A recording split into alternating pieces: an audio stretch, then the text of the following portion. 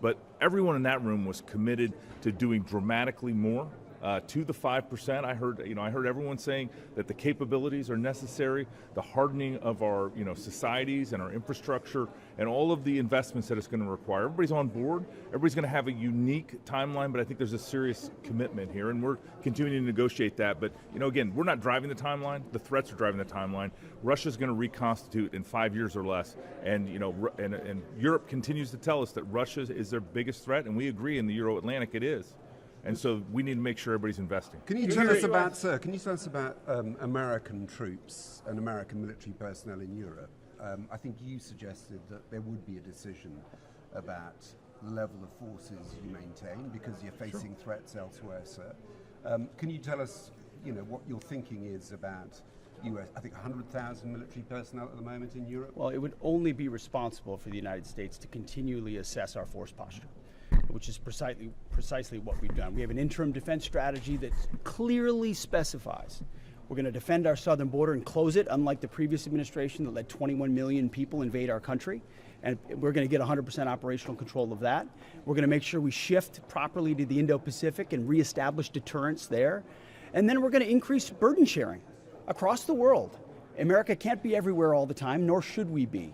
And so there are reasons why we have troops in certain places, and we respect and understand that.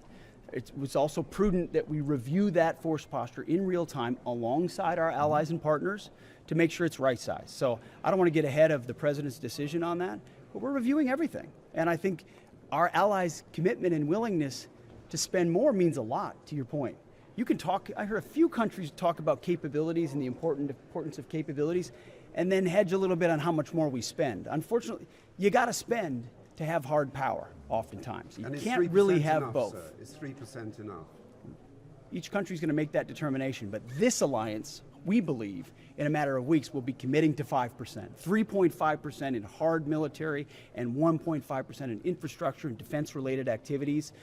That combination constitutes a real commitment, and we think every country can step up. What about aid to Ukraine? Does the US want Zelensky to be at the summit in The Hague? And by skipping all the events related to Ukraine at this NATO meeting, are you sending a message that the US no longer supports Ukraine? Well, I believe you're I'm at all the meetings, yes. We've been at that meeting, and we, at the beginning of this administration... I think he just insulted me, though, saying that I'm not the United States. I think he did. We're definitely at that meeting and made a contribution. And from the beginning of this administration, worked with our British and German counterparts for them to take the lead of that contact group, which they've done, and I appreciate that. We appreciate y'all. Thank you very much. Does aid to Ukraine fit into the 5%? Press, you can hold here.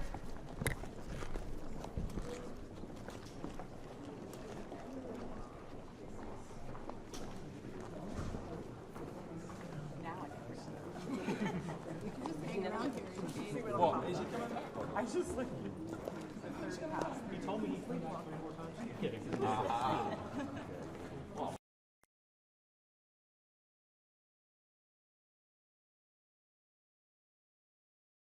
Service.